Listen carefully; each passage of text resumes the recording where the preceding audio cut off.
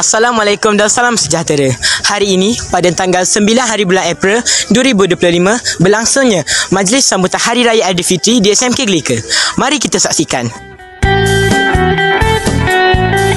Hari Raya, genap sudah sebulan berpuasa.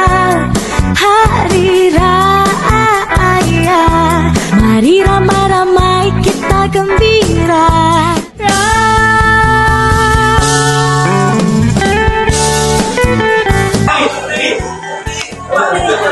Sekarang bersama saya PKM SMK Gelegar, Cik Engko Hisham bin Cik Engko Buddha.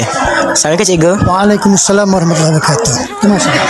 Jadi soalan saya Cikgu, apakah intipati yang dapat diulaskan daripada sambutan Hari Raya ini?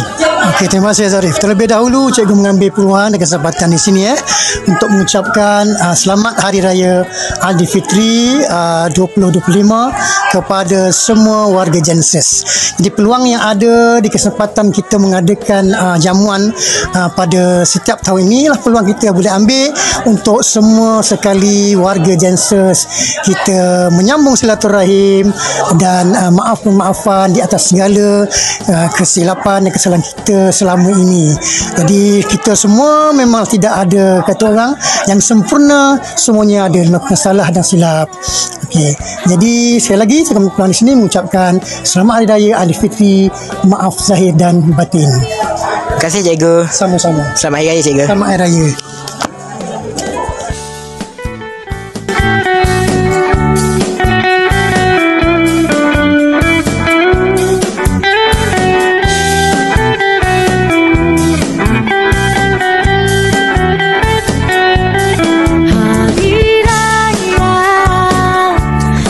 Sudah sebulan berpuasa.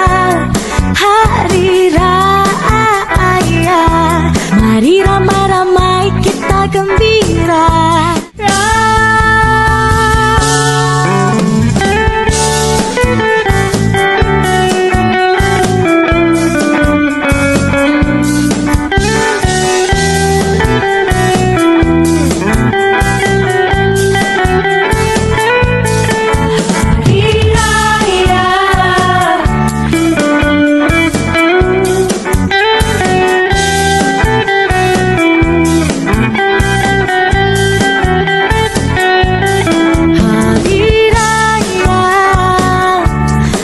Sudah sebulan berpuasa.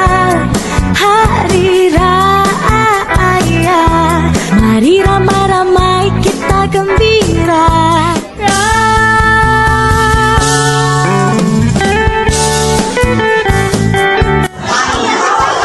Sekian saja episod pada kali ini. Saya Muhammad Zarif Daus, Jenses Channel.